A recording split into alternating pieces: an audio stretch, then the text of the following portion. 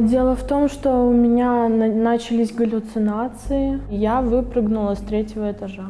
Казалось, что меня хотят похитить, что надо мной какие-то опыты делают.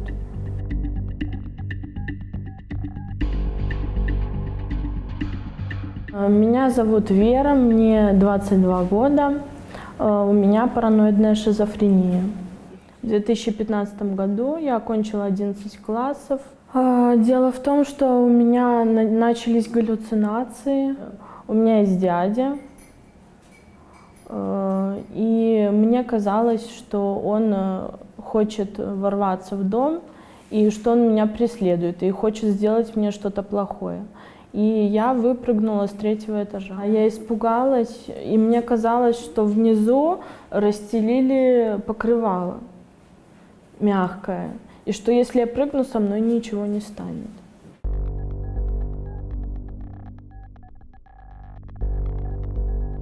Раздробила голеностоп и сломала со смещением таз. Но даже в реанимации я пыталась бороться со своим состоянием. Мне там казалось, что меня хотят похитить. Галлюцинации. Мне там казалось, что я сейчас умру и стану каким-нибудь животным, там кошкой или собакой, что у меня начинается другая жизнь. Меня сразу отправили в новинки.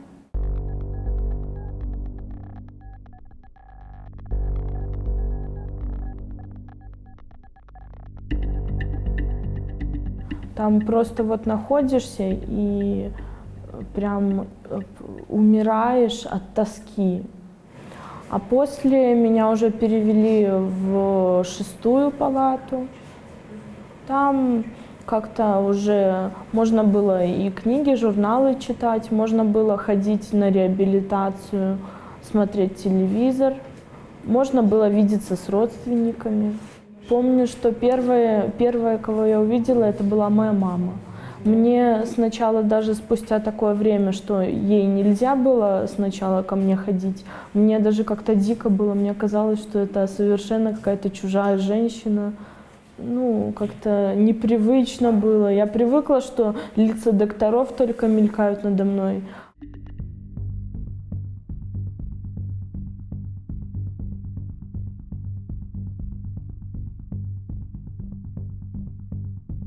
Мне вообще сначала казалось, что про меня снимают какое-то кино. Но вначале я вообще не подозревала, что это болезнь. Мне просто казалось, что у меня случился такой переломный момент.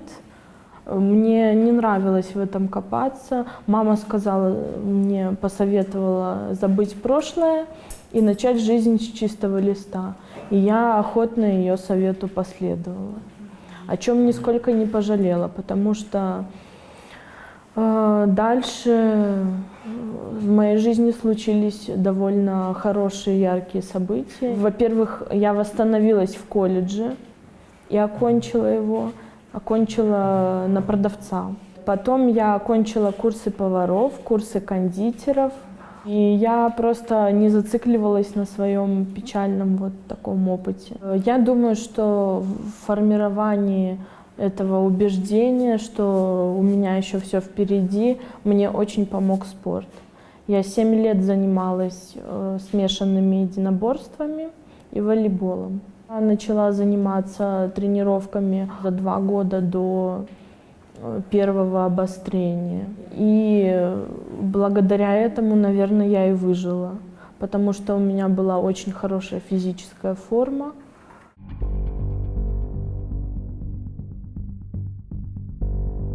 К сожалению, у меня было еще 2-е обострение, когда среди ночи я проснулась и напала на маму. Мне что-то показалось, что она меня сдает в милицию за то, что я себя плохо веду. И я подскочила к ней и ударила ее. Потом она действительно вызвала милицию, и меня забрали в новинки опять. Мне не понравилось сначала это все. Но потом я начала осознавать, что я тут для того, чтобы вылечиться, чтобы мне подобрали лекарства. Потому что, вот тому, что я напала на маму, поспособствовало то, что я перестала принимать таблетки. Я себя в какой-то момент почувствовала хорошо и решила, что таблетки мне больше не нужны. Я, когда на самом деле поняла, что же я натворила, меня такое охватило отчаяние, такое вот какое-то безысходность, осознание того, что я самого близкого человечка, своего самого любимого, сделала ему сотрясение, сорвалась.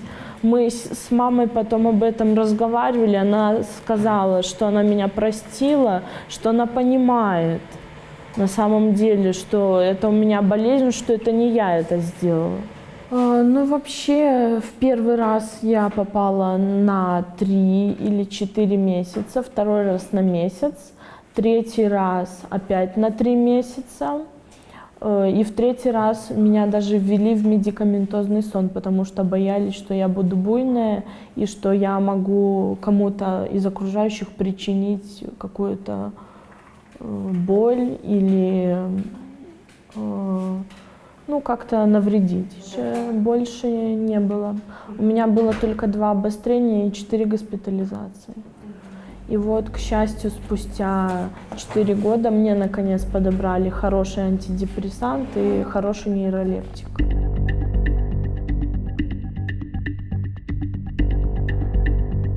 Увидев то, что там происходило на самом деле, как там привозили, допустим, однажды привезли молодую девушку, у которой все горло было в шрамах.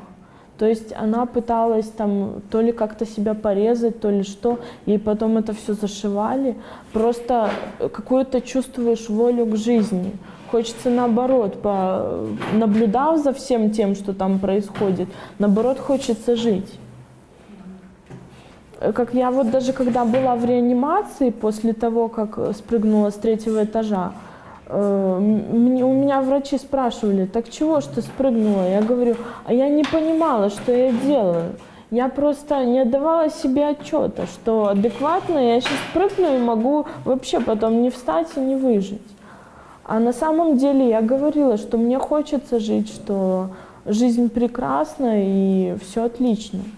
После 2-й госпитализации мама попыталась осветить немножко эту вот тему, что она мне сказала, что: Вера, тебе поставили диагноз шизофрения. Тогда я даже не понимала, насколько это серьезно или несерьезно. К сожалению, никто не нашлось такого вот доктора или медсестры, которые мне объяснили бы все. Мне приходилось самой с ракурса своего ума это все как-то осознавать. Опять же, плотное взаимодействие с мамой. Она мне терпеливо все объясняла, подсказывала, что делать, как себя вести. Потому что когда приходишь с новинок, то в последний раз я даже, когда выписалась, не понимала, как стирать одежду элементарно, как ухаживать за собой. Потому что когда, допустим, даже просто месяц полежишь в изоляции с больными, которые даже еще серьезнее тебя, у них проблемы, то сам начинаешь сомневаться в собственном нормальном состоянии, и как-то кажется, что ты тоже безнадежно болен, раз тебя с такими же положили. И вообще очень страшно. А что самое страшное? Самое страшное, я считаю, непонимание людей здоровых. Их желание как-то отстраниться, вот, как-то оставить этого человека и отнестись к нему с непониманием.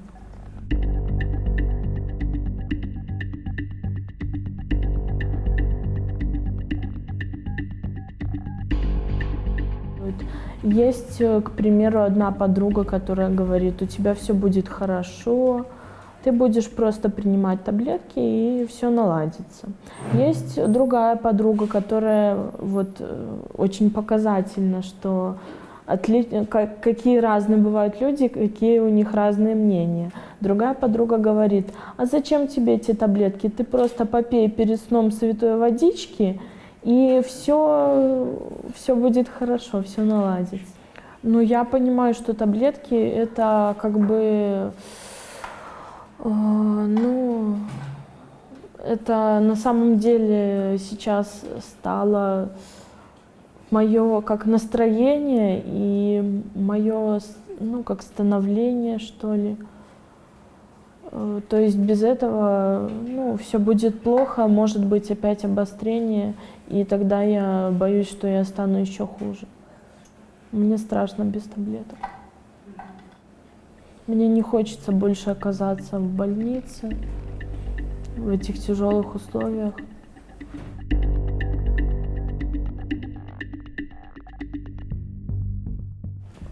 Да, у меня есть планы на будущее.